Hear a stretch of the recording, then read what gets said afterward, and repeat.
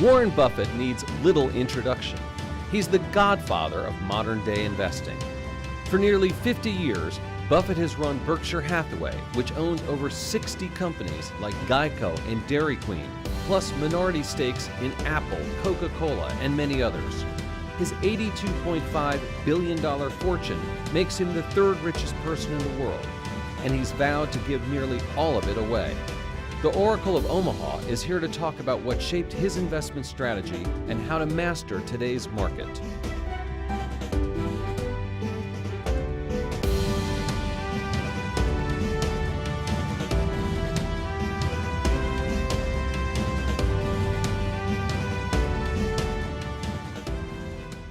I'm Andy Serwer. Welcome to a special edition of Influencers from Omaha, Nebraska. It's my pleasure to welcome Berkshire Hathaway CEO Warren Buffett. Warren, welcome. Thanks for coming. So let's start off and talk about the economy a little bit. And obviously we've been on a good long run here. A very long run. And yet, does that surprise you? And what would be the signs that you would look for to see that things were winding down? Well, I look at a lot of figures just in connection with our businesses. I like to get numbers. so I'm getting reports in weekly in some businesses. But that doesn't tell me what the economy is going to do 6 months from now or 3 months from now. It tells me what's going on now with our businesses. And it really doesn't make any difference in what I do today in terms of buying stocks or buying businesses, what those numbers tell me. They're interesting, but they're not guides to me. If we buy a business, we're going to hold it forever. So we're going to have good years, bad years, in between years, maybe a disastrous year some year. And we care a lot about the price. We do not care about the next 12 months. But are you surprised at how long this economy has been expanding? I've been surprised by all kinds of things in the last 10 years about the economy. I mean, I don't think there was any economist I've ever read that talked about negative interest rates for long periods of time. I mean, if you go back and read Keynes or you read Samuelson, you read any of them, they do not get into a negative rate environment. I think now there's still 11 trillion that's of government debt around the world that's at a negative rate. So we've never seen it before, and we've never seen, at least the conventional wisdom on a sustained period of long and growing deficits while the economy is getting better, extremely low interest rates, and really very little inflation. So something different is happening, but something different happens all the time. So, and that's one reason economic predictions just don't enter into our decisions. Charlie Munger, my partner, and I, in 54 years now, we've never made a decision based on an economic prediction. We make business predictions about what individual businesses will do over time, and we compare that to what we have to pay for them. But we have never said yes to something because we thought the economy was going to do well in the next year or 2 years, and we've never said no to anything because we were right in the middle of a panic even if the price was right. All right, so you don't pay much attention to the dismal scientists then, I guess. Well, I pay none in the sense of as a guideline to doing anything. It's entertainment. I mean, it's like going to a variety show or something like that. But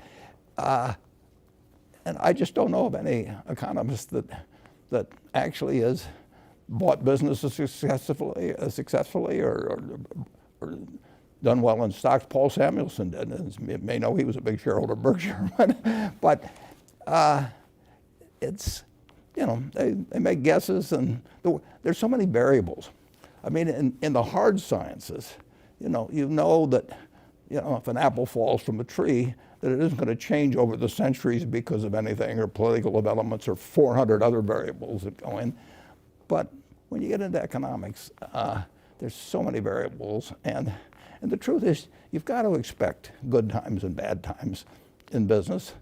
And if you were to buy an auto dealership and you're, wherever you live locally, or a McDonald's franchise or anything like that, you wouldn't try and time the purchase. You'd try and make the right purchase at the right price, and you want to be sure you got a good business. But you wouldn't say, I'm going to buy it because growth this year is going to be 3% instead of 2.8% or something of the sort. Fair enough. You have over $100 billion of cash. at Berkshire does that. Berkshire. Yeah. No, well, I don't even see how much Yeah. you got. Maybe you do. Berkshire has over $100 billion in cash, and you say that you always want this company to be a fortress. So how much cash should an ordinary investor have on a percentage basis, do you think? It depends on their personal situation. If you're working in something where you're living off your paycheck from week to week, you want to have a little cash around, and you certainly don't want to have a credit card that's maxed out or anything like that. But if your house is paid off, if you don't have big living expenses, you got a portfolio of decent diversified businesses, you don't really need any cash. So you can be more cash-free than Berkshire is? Yeah, I've got responsibility. We've got insurance claims. We could have hurricanes that, would happen. All kinds of things where we might have to pay out billions of dollars. And I've got over 1 million people that own shares that are counting on me to run the place so we get through periods like that. But if I were retired, I had say $1 million portfolio of stocks that was paying me $30,000 a year in dividends or something of the sort, and my children were growing, the house was paid off and everything. But, I wouldn't worry too much about having a lot of cash around. Let's talk a little bit about Apple. Everyone always wants to talk about Apple, right? It's kind of the it stock, it company. You have a $45 billion stake, more or less. How closely do you follow the company? People are concerned they haven't really introduced any new products. Well, if you have to closely follow a company, you shouldn't own it. Really? No, if you buy a business, if you buy a farm, you go up and look, every couple of weeks to see how far the corn is up, and you worry too much about whether somebody says this is going to be a year of low prices because exports are being affected or anything like that. You buy a farm and you hold it for. I've got one farm that I bought in the 1980s, and my son runs it, but I've been there once. It doesn't grow faster if I go and stare at it. I can't cheer for it.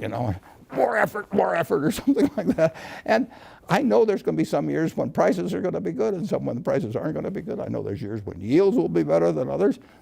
But I bought the farm, and if it just doesn't. I don't care about economic predictions on it or anything of the sort. I do care that over the years it's well tended to, and in terms of rotating crops, and I hope yields get better, which they generally have.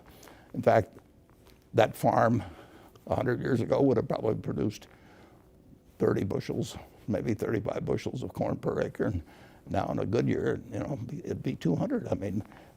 We've really made progress in this country. That's one reason commodity prices, if you go back a couple hundred years, they've moved so little, is because we've just gotten better and better at whether it's cotton or whether it's corn or soybeans or all kinds of things.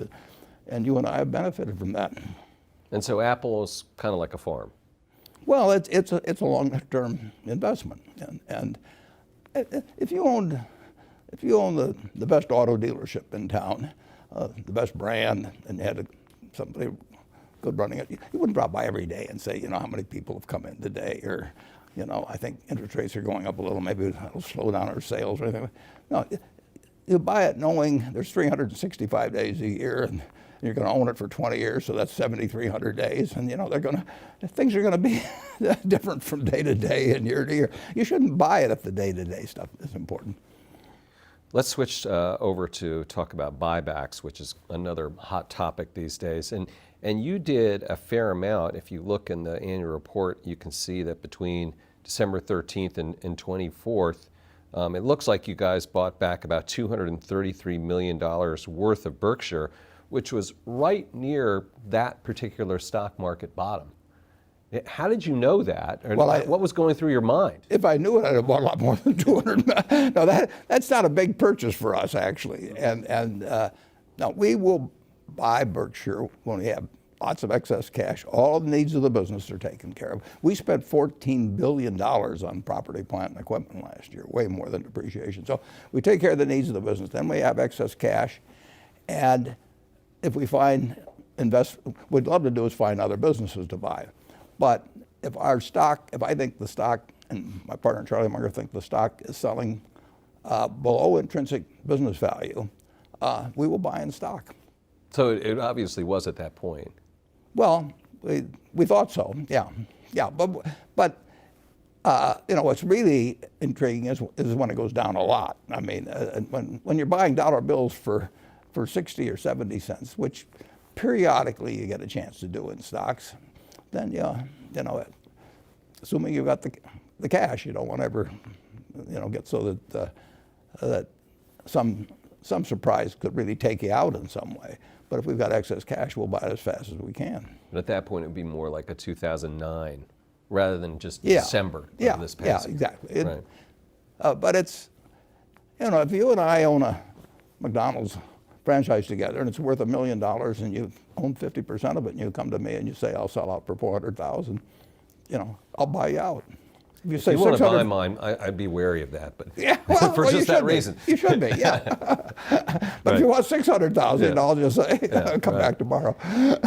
So just continuing about buybacks, Senator Schumer and Sanders want the government to weigh in to sort of legislate when companies can do buybacks. And then also there was a report recently about executives doing insider trading, it appears, around the times of buybacks. So are buybacks a kind of a problem? Well, you'll have some people that misbehave in respect to any activity. I mean, so it really wouldn't have much to do with buybacks. I think buybacks, the degree to which they've been part of nefarious activity, and I've observed them for a lot of years, are very close to zero. But that just may be that there aren't enough opportunities. But that article did not. I didn't follow the conclusion on it. I mean, you're distributing money to shareholders. Essentially, you can do it by dividends, and presumably American business should distribute money to its owners occasionally. And we do it through buybacks, or we've done some, and we don't do it through dividends. But most companies do it through having a dividend policy. And then if they have money beyond the needs of the business, then I think if their stock is underpriced, then it makes nothing but sense. Should the government tell companies when to do it, or at least mandate conditions where they can? Well, they do restrict you a little in terms of if you're some general rule of the SEC, if you're having some kind of, this isn't quite the right word, but manipulative activity or anything like that in the stock. But no, I don't think the government should decide your dividend policy. I don't even think they should direct your capital investments. They can make it enticing to make certain kinds of capital investments, which they do with renewable energy, for example. I mean, the government has interest in fostering certain developments in this country over time, and they do. There used to be a special oil depletion allowance, 50 years ago and so on. That was more politics than it was governmental policy, but certainly renewables are a prime example of that. But the idea of directing whether you are entitled to return cash to shareholders and the manner in which you do it, I don't think really makes a lot of sense. The 2020 election is going to be upon us before we know it. And I know that you had some nice things to say about Mike Bloomberg, but it appears he is not going to be running now. Yeah, it's hard to win with just a billionaire vote.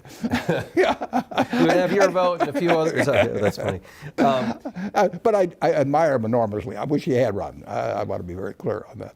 President Trump was a business executive. So 2 questions. Is a business executive the right kind of person to be president?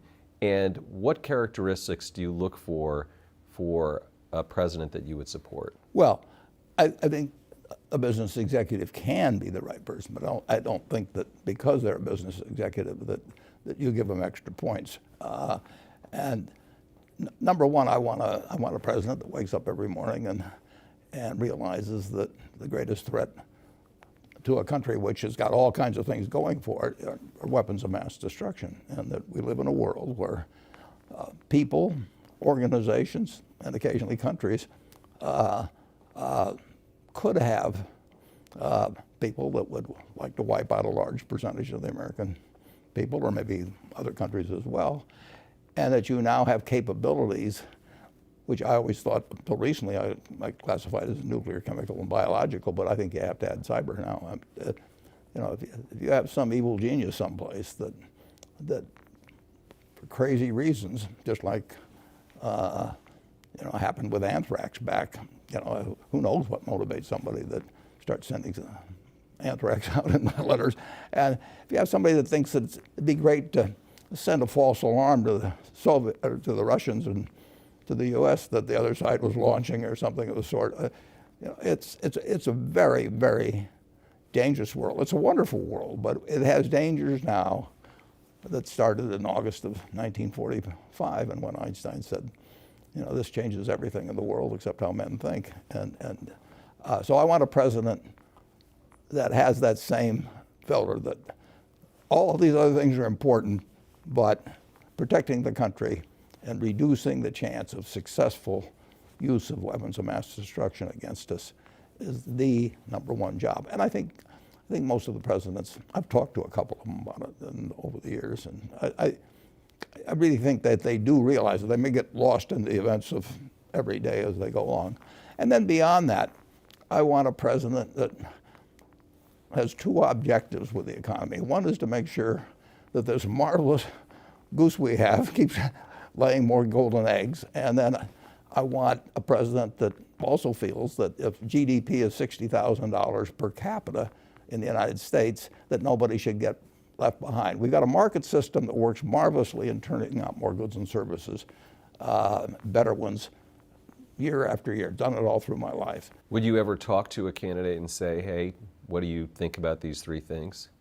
Well, they'll tell me what I want to hear in most cases. So I want to hear what they tell people who disagree with them on the subject. I always like to ask a candidate,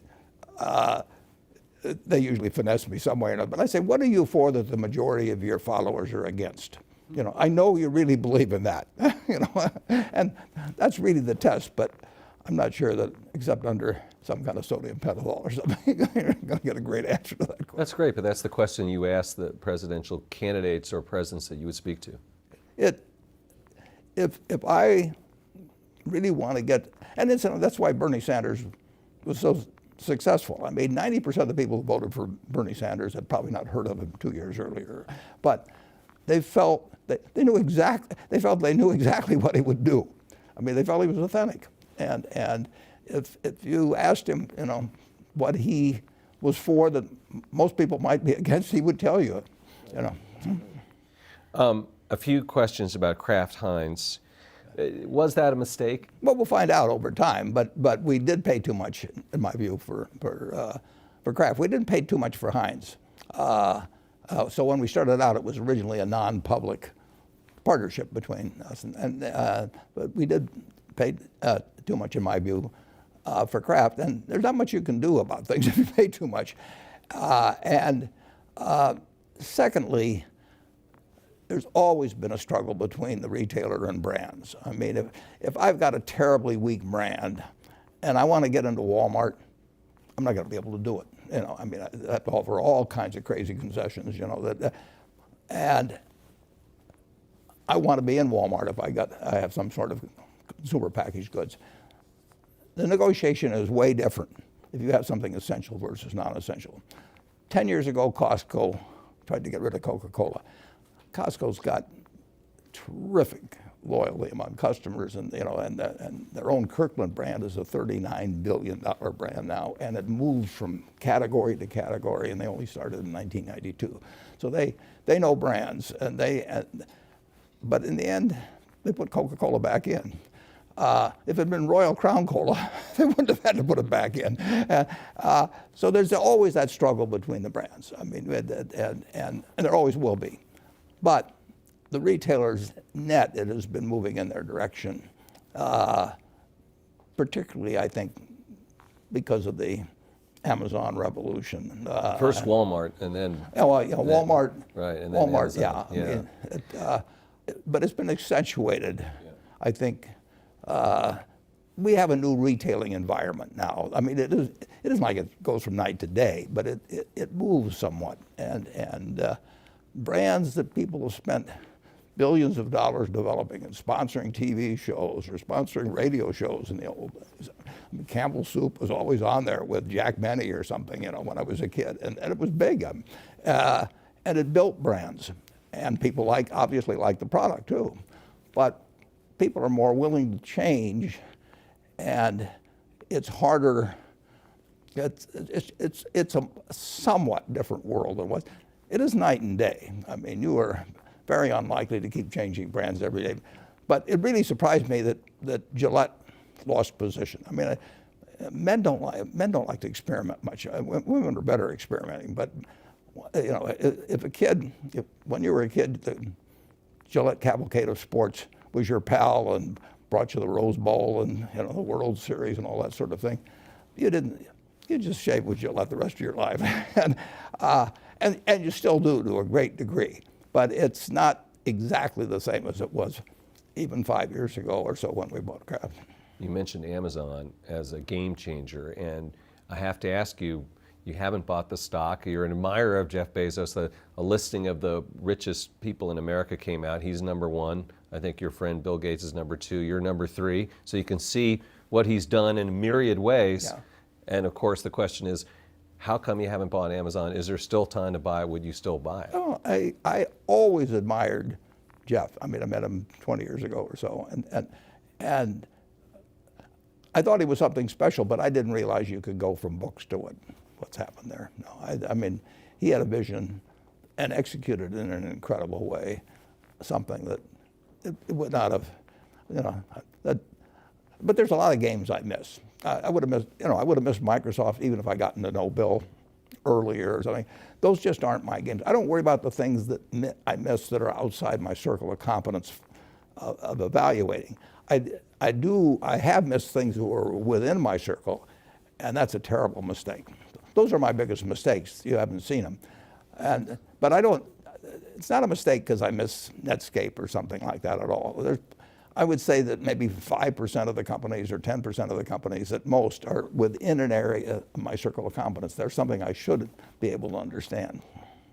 All right, well, let me switch gears then and ask you about leverage a little bit. And corporate debt, people are concerned about. People are concerned about federal debt at $22 trillion. Should we reduce, let's just say, the federal debt, and how would we do that? Well, if you're running a deficit getting close to 5% when things are really good,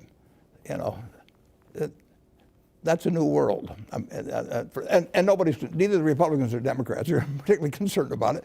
And we're not having a lot of inflation. That wasn't supposed to happen, but it's happening. That's why I say you don't want to get hung up on trying to make economic analysis because nobody's any good at it. You don't get rich doing that.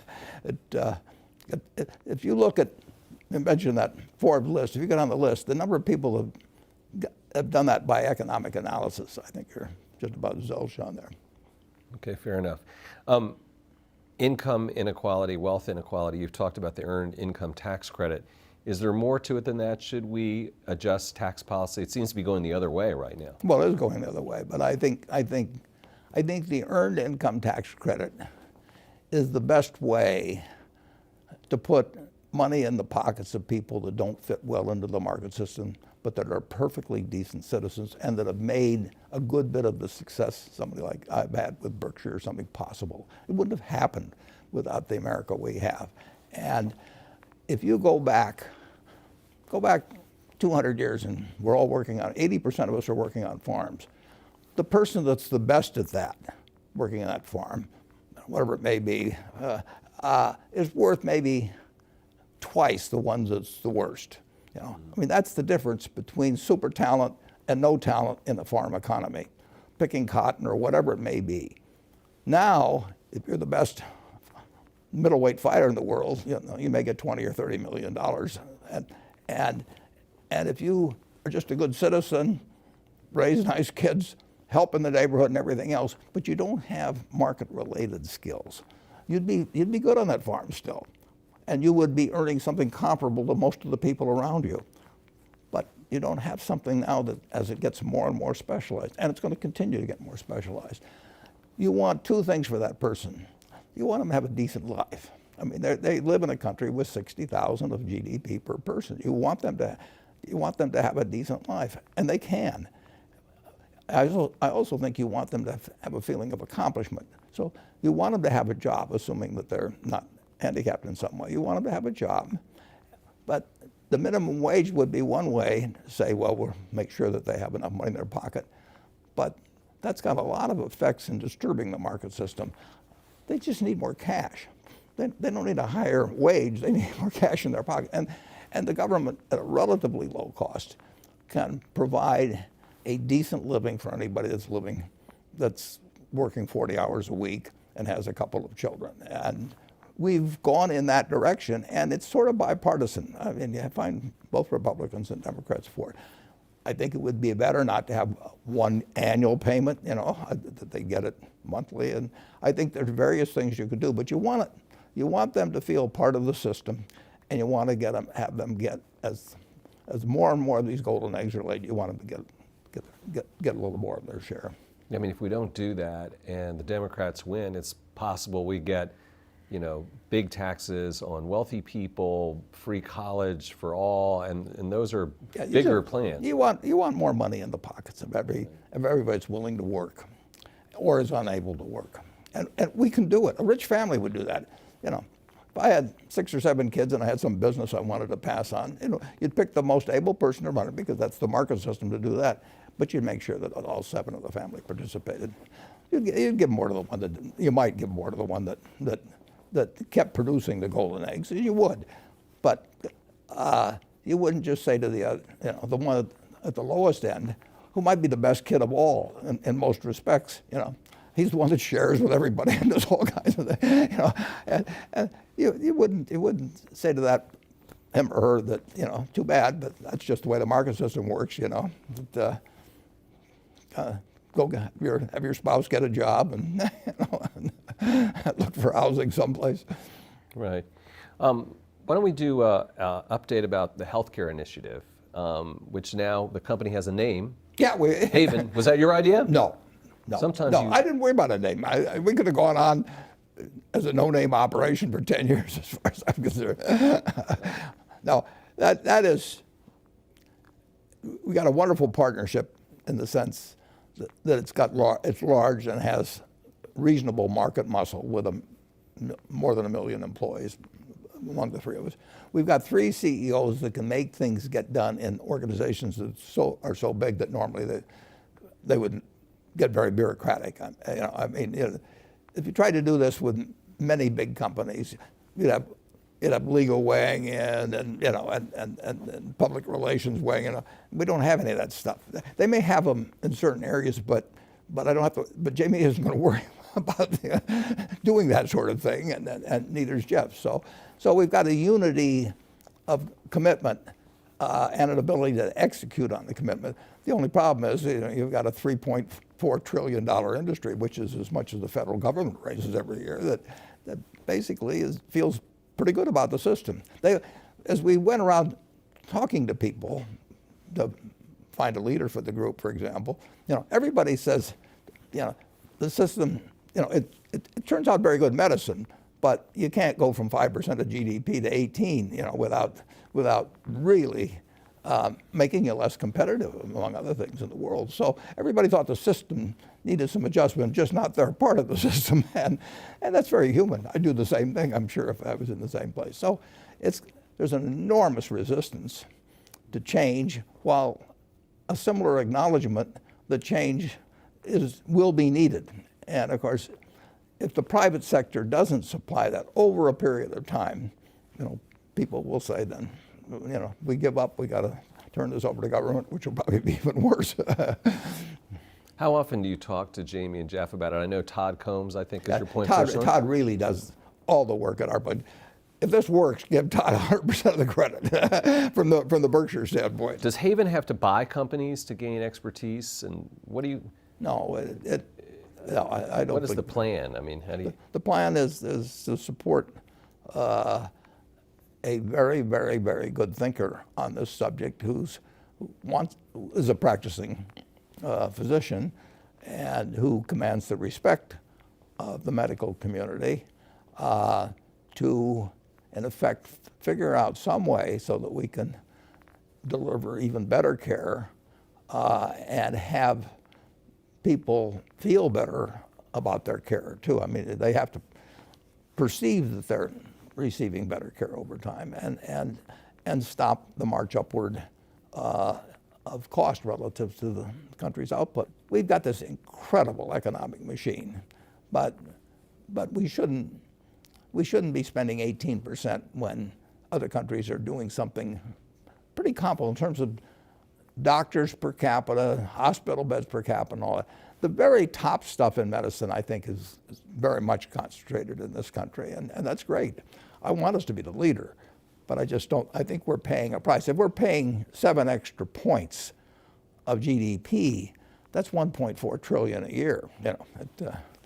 Is the administration focusing on drug prices? Is that sort of a rabbit hole? Is that missing the bigger picture? I mean, they're trying, and Congress generally. I mean, if you talk to the average congressman, they regard it as a problem, and they see specific instances, of drug prices or something like that. But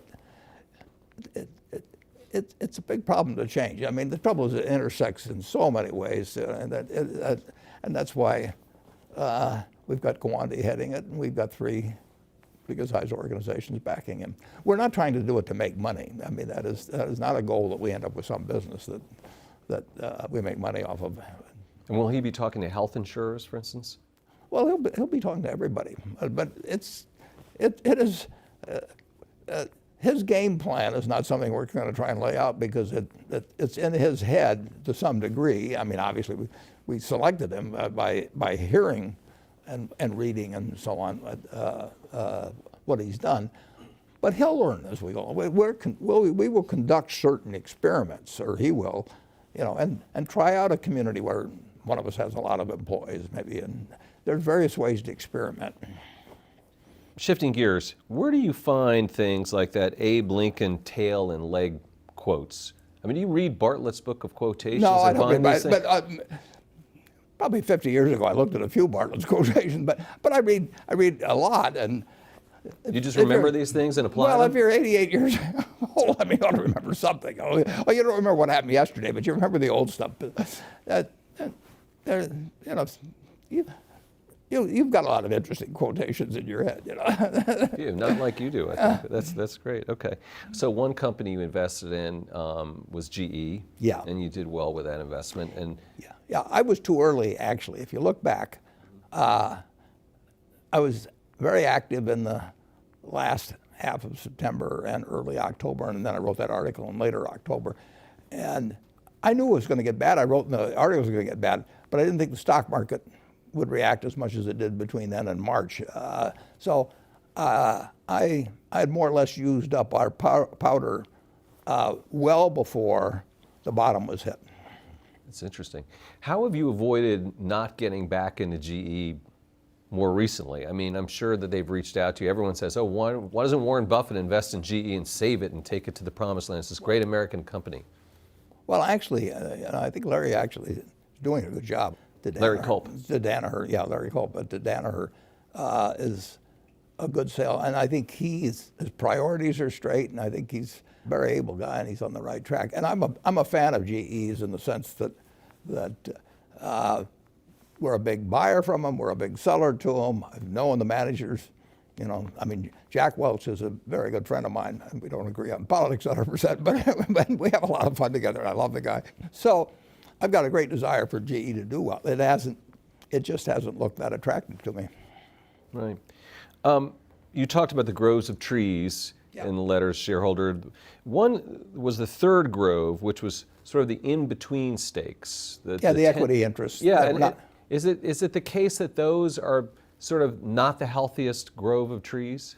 And why would that be? No, those Pilot Flying J is very, they're companies that under GAAP accounting, we have to record under an equity method. We own more than 20%, but we don't control them. And so it's treated under GAAP accounting as a special category, and it didn't fit well in the other grove, so I had to make it a separate grove by itself. It's not that significant a grove.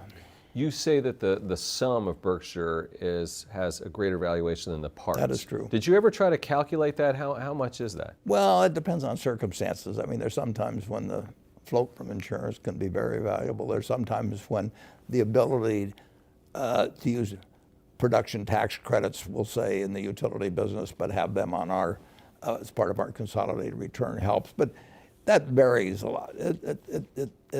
But it is a plus. We can move capital. Well, take a business like See's Candy, which we bought 40 odd years ago. It's a wonderful little business. It throws off capital. We've tried 50 different ways to expand geographically, do all kinds of things. It doesn't work. And we'll try it again and it won't work. But we can move that capital to help buy BNSF Railroad or do all kinds of other things. So we've got a seamless and tax efficient way of moving capital where it's needed. And we've got some companies that really chew up capital, and we got others that kick it off, and we can move it from one pot. If you try to do that with your investments, you incur some taxes as you go along doing it, and it's less efficient than what we've got. You talked a lot about the tax cuts and the benefits to Berkshire. You didn't really get into the costs of the tax cut, which surprised me a little bit. What are there costs? I mean, is it just free money? Well, it makes a difference. The tax cut we get, for example, our utilities, as I mentioned in the report, that goes to the customers. That's just the nature of utility regulation. But net, we were a significant beneficiary from the tax cut. I mean, basically, let's just say we had one class of stock. We got two, but stock. You and I own a business together, and we think we own all the stock. But the truth is, before the tax cut, the government had a 35% share of the stock on income. Now, it didn't have a share of the assets, but it had a share of the income. And if it wanted to change it to 40, it could have changed it, but fortunately it changed it to 21. And if we had a private business, if we had a McDonald's franchise together or an auto dealership together, the third shareholder, that invisible shareholder, the government, just handed us back a bunch of the shares of stock, and our shareholders benefited, and a lot of other shareholders benefited.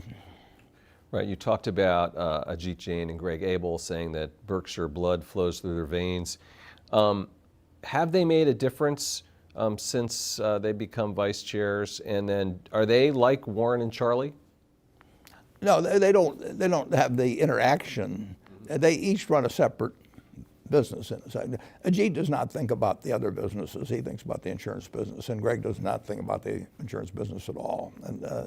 And I think about the money and the capital and so on. But they're running two very big businesses. I mean, Ajit's business, has, when you get all told, at least a couple $100 billion of assets, and Greg's business has 150 billion of revenues. I mean, they both would fit up there toward the top 10, or so in the country in terms of value. So maybe the top 15. But they're very big businesses. But they're not exactly like you two guys. It's not. Oh, no. Right. Charlie and I have a partnership thinking about the whole place, and we've done it forever, and we still do. And Todd and Ted? I didn't see them mentioned. Well, they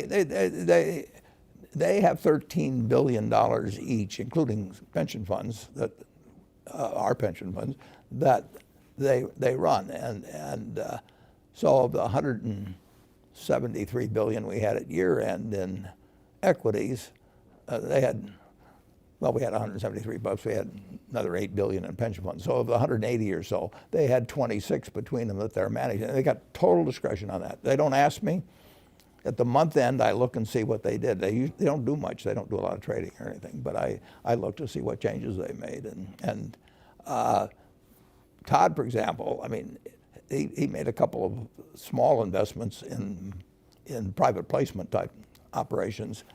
And I know what the businesses do, but I can't tell you their names.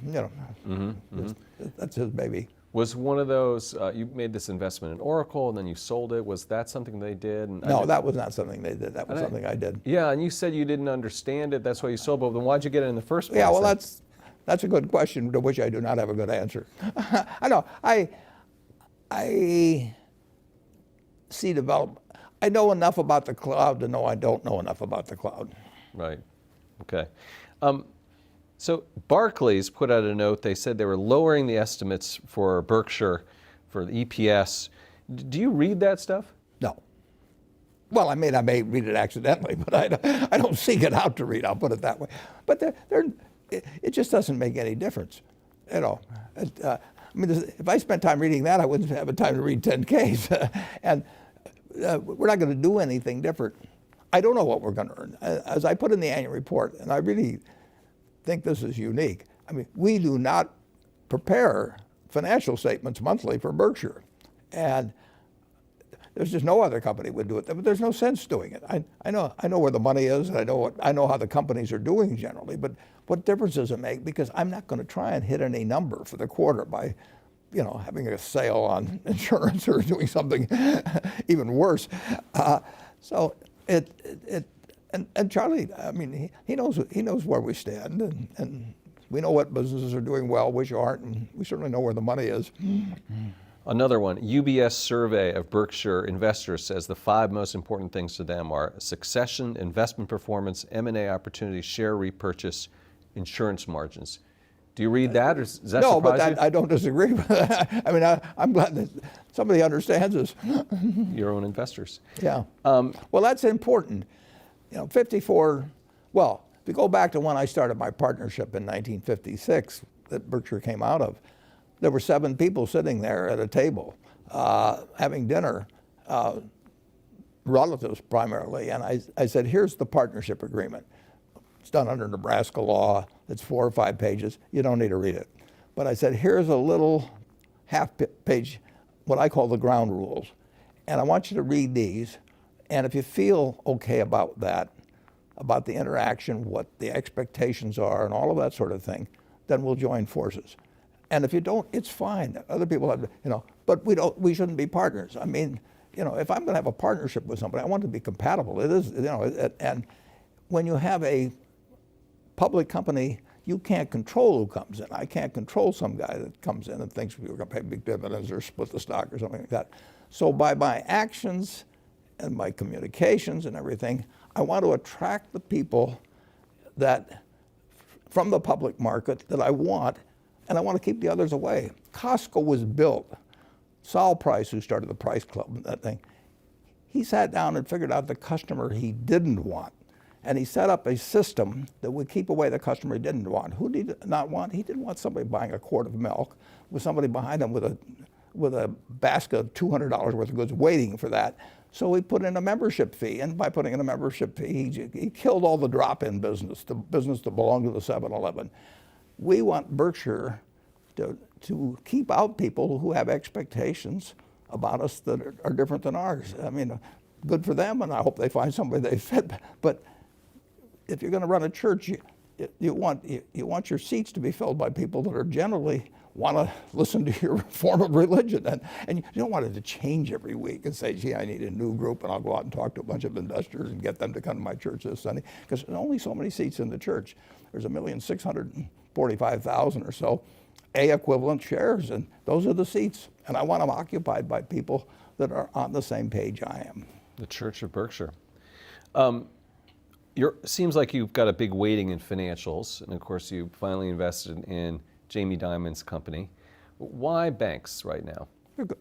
They're businesses I understand, and I like the price at which they're selling relative to their future prospects. I think 10 years from now that they'll be worth more money, and I feel there's a very high probability I'm right. And I don't think they'll turn out to be the best investments at all of, you know, the whole panoply of things you could do, but I'm pretty sure that they won't disappoint me.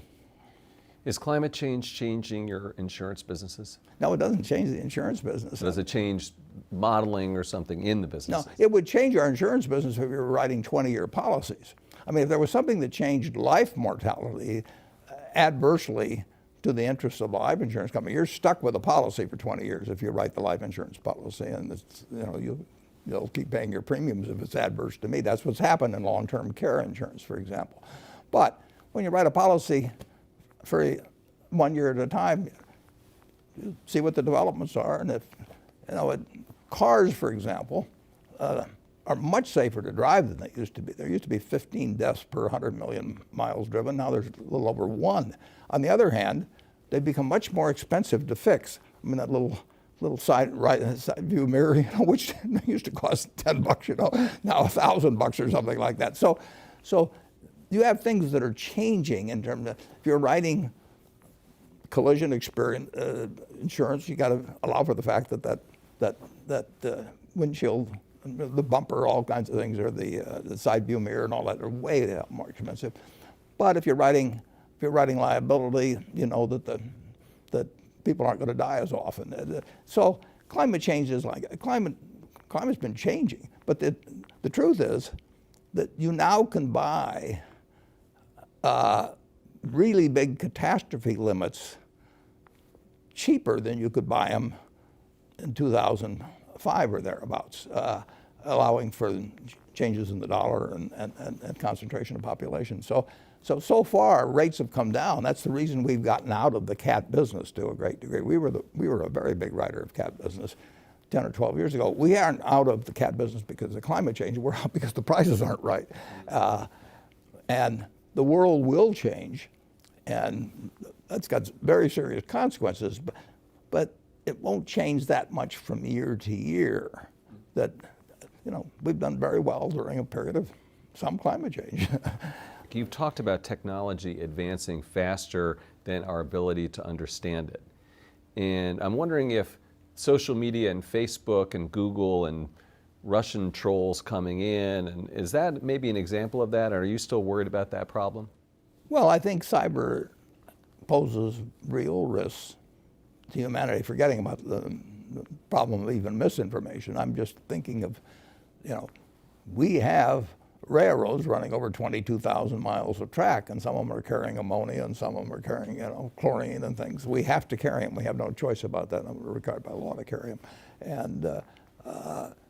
And I would rather do that in a non-cyber world than a cyber world. And there are all kinds of things.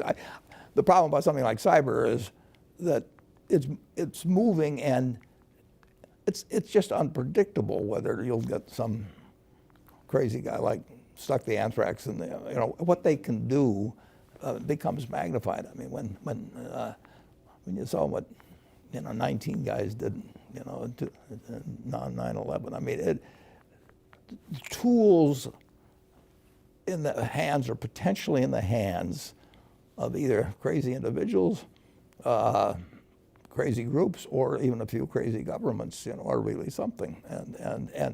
And we don't necessarily know what all the tools they have are, and that is moving all the time. I mean, again, Einstein said, I know not with what weapons World War III will be fought, but World War IV will be fought with sticks and stones. I mean, it's a dangerous world. I don't know if you've been following this, Warren, but what do you think of Elon Musk's behavior as a CEO? Well, I think it has room for improvement. Now, he and he would say the same thing. I mean, it's just some people have a talent for interesting quotes, and others have a little bit more of a blocker up there that says this can get me in a problem. But he's a remarkable guy. But I just don't see the necessity to communicate. I think I've got 7 tweets because a friend of mine signed me up for it, and she's called me about 100 times saying, can I tweet this or that? And I've said yes to her 7 times, I guess, or something like that. I've never actually written one myself. I don't even know how to do it. Have you talked to Elon ever? He joined the Giving Pledge, so once or twice, but that's a lot of years ago. 7 or 8 years ago. He hasn't come to our annual gathering, so I haven't seen him for 7 or 8 years. So let's talk about this trade war that's been going on a little bit with China. And I guess I'd like to ask you, do you think that Donald Trump was right in calling out the Chinese government and basically putting them on notice? I won't have any comment on that. In terms of political activity, I don't put my citizenship in a blind trust. So when the election comes around, I'll do something. On the other hand, people will interpret things I say about any any president, as to some extent coming from Berkshire, and they don't come from Berkshire. I'm just an individual, so I think I'm glad to talk about China, but I can't talk to you about that part of it. Fair enough. I mean, do you think there was room for improvement then in terms of the trade relationship between China and the United States? Well, I think that China and the United States absolutely are destined to be the superpowers, beyond my great-grandchildren lives, and will always be competitors, and will be competitors in business, we'll be competitors in ideas, all kinds of ways. And there's no other way it would be. And we just have to make sure that competition doesn't get us to a point where we don't realize that the best world is one in which both the United States and China prosper. I mean, we do not want to have an island of prosperity in the rest of the world, envious of us in a nuclear age. And China doesn't, Russia doesn't. I mean, we all recognize the dangers of letting competition get out of control and become, you can be competitors without being enemies. And that's what all powerful nations have to realize over time. I mean, it's different than 200 years ago when you could have some dominant country, and then they may have done some things that you didn't like, but it didn't threaten the existence of the world. You really threaten the existence of the world, as we know it, if important countries do not constantly recognize that they can compete, they can fight over certain things, but they can't regard it as essentially the equivalent of war. Here's a question from Kevin Chen, who is a Berkshire shareholder and an NYU professor. And he says, and this is sort of along the lines of what you were just saying, Warren, but do you think that U.S. and China will be able to resolve their differences, or are conflicts unavoidable? Well, I don't think conflicts are unavoidable, but I think it has to be active thinking on the part of every hugely powerful country. And Russia is hugely powerful. I mean, 90% of the nuclear arms in the world are between U.S. and Russia. So they have to recognize that the best world for them is one where they don't try and grab all the apples, basically. And we have to recognize that.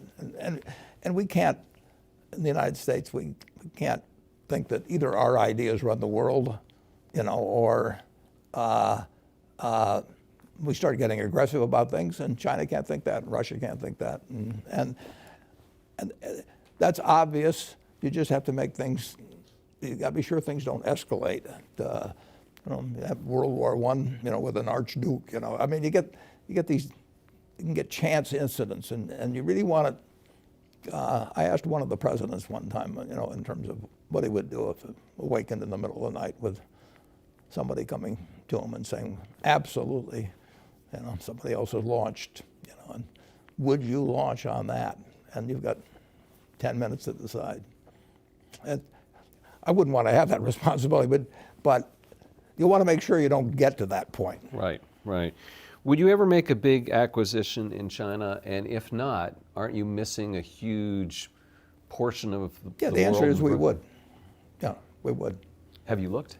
We've been made aware of some things, yeah.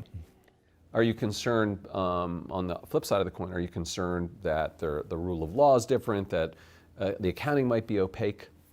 Well, I'd want to be sure I understood the accounting, obviously. Some businesses that'd be easier to do than others. But I know the laws, the customs, the